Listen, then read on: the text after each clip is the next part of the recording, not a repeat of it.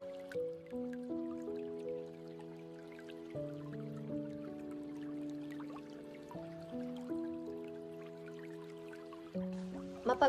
araw po sa ating lahat.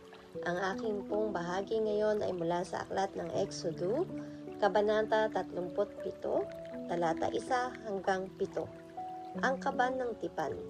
Yari sa akasya ang ginawa ni Bezalel na kaban ng tipan. 1.1 metro ang haba, 0.7 metro ang luwang, at 0.7 metro ang taas. Binalot niya ng ginto ang loob at labas, at ang labi nito'y nilagyan nila ng moldurang ginto. Gumawa siya ng 4 na argolyang ginto at ikinabit sa 4 na paa ng kaban, tigalawa sa magkabila. Gumawa rin siya ng kahoy na pampasan na yari sa akasya at binalutan din niya ito ng ginto. Isinuot niya ang mga ito sa mga argolyang sa magkabilang gilid upang maging pasanan nito. Ginawa rin niya ang luklukan ng awak na yari sa purong ginto. Ang haba nito'y 1.1 metro at 0. metro naman ang luwang.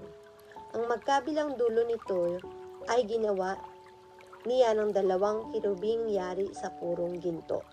Ito ang salita ng Diyos. Amen.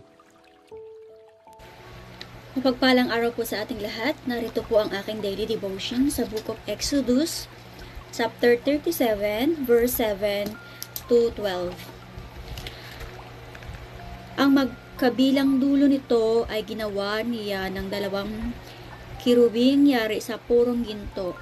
Tig-isa sa magkabilang dulo, ikinabit niya itong mabuti sa luklukan ng awa. Kaya ito at ang mga kirubin ay naging isang piraso. Magkaharap ang mga kirubin at nakatungo sa luklukan ng awa. Nakabuka ang kanilang mga pakpak at nakalukhob dito ang mesa ng tinapay na handog sa Diyos. Gumawa rin ng mesang akasya si Bezalel. 0.9 na metro ang haba nito, 0.5 metro ang lapad, at 0.7 metro ang taas. Binalot niya ito ng ginto at pati na ang paligid. Nilagyan niya ito ng sinipa na singlapad ng isang palad at pinaligiran din ng ginto. Amen po. Isang mapagpalang buhay pong muli sa ating lahat. Muli niyo po akong samahan sa pagbabahagi ko ng pang-araw-araw kong gawain mula sa salita ng Diyos. Sinasabi po dito sa ika-37 kabanata ng Exodo, versikulo 13 hanggang 18. Gumawa siya ng 4 na argolyang ginto at ikinabit sa mga sulok sa may paa nito, malapit sa sinepa. Iginawa rin niya ang mesa na mga pasanang akasyang binalot ng ginto.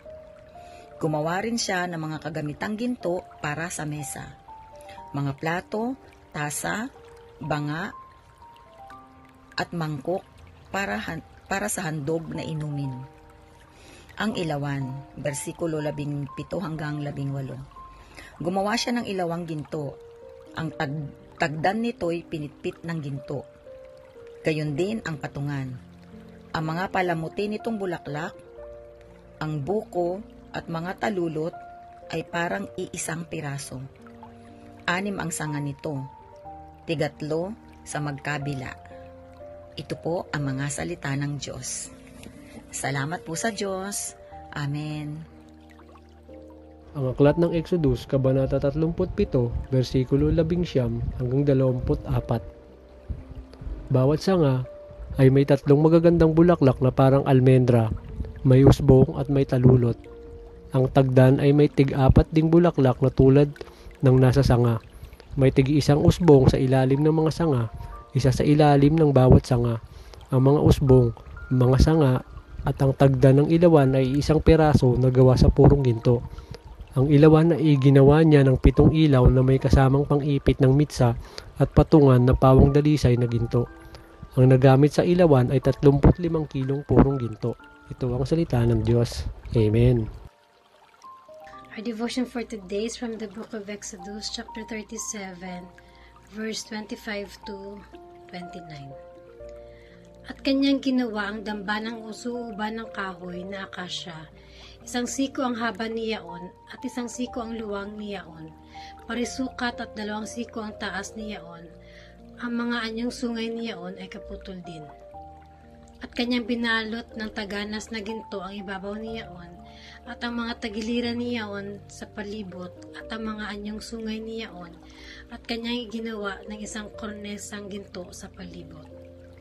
At iginawa niya ng 2 gintong argolya sa ilalim ng kornesa, sa dakong taas ng 2 panig, sa ibabaw ng 2 panig na pagsusutan ng mga pingga upang mabuhat. At kanyang ginawa ang mga pingga ng kahoy na akasya at mga binalot na ginto. At kanyang ginawa ang banal na langis ng pangpahid at ang taganas na kamangyan na mainam na pabango ayon sa kathan ng manggagawa ng pabango. This is the word of God. Amen.